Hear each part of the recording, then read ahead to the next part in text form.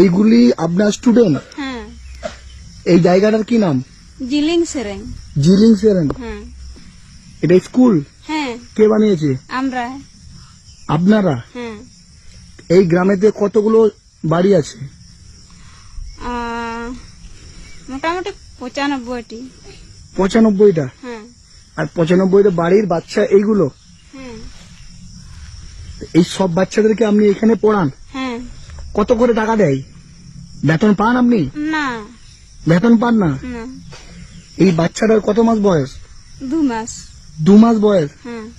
এই জায়গাটা মানে আমাদের নর্মালি ভূমিপৃষ্ঠ থেকে 1000 ফুট উপরে, এবং এখানে আমি যে এলাম পুরুলিয়া অযোধ্যা পাহাড়, এই যে টপ হিল, সেখান থেকে আমাকে 25 কিলোমিটার আসতে হলো।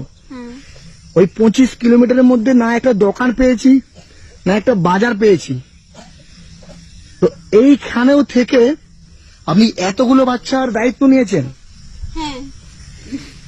আপনার 2 মাসের বাচ্চাটাকে নিয়ে আপনি এই ছেলেগুলোকে পড়াশোনা করাচ্ছেন? হ্যাঁ। আমি ওই 2020 থেকে বাচ্চাকে পড়াচ্ছি, তো এখনো পড়াচ্ছি এই আমার 2 মাসের বাচ্চা নিয়ে। কি নাম তোমার?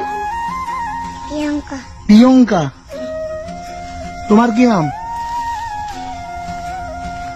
কি নাম তোমার?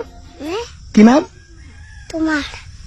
এখনো অবধি আমাদের ভারতবর্ষে এই রকম মানুষ আছে যে 2 মাসের একটা বাচ্চাকে কোলে নিয়ে 100টা বাচ্চার দায়িত্ব নিয়েছে। এতগুলো বাচ্চার দায়িত্ব নিয়েছেন? হ্যাঁ। আপনার আর বাচ্চা আছে? আরেকটা বাচ্চা আছে। কোথায় ও? ও এই তো। এটা? এটা আপনার বাচ্চা? মানে সব বাচ্চার সাথে সাথে আপনার বাচ্চাও শিক্ষিত হয়ে উঠছে।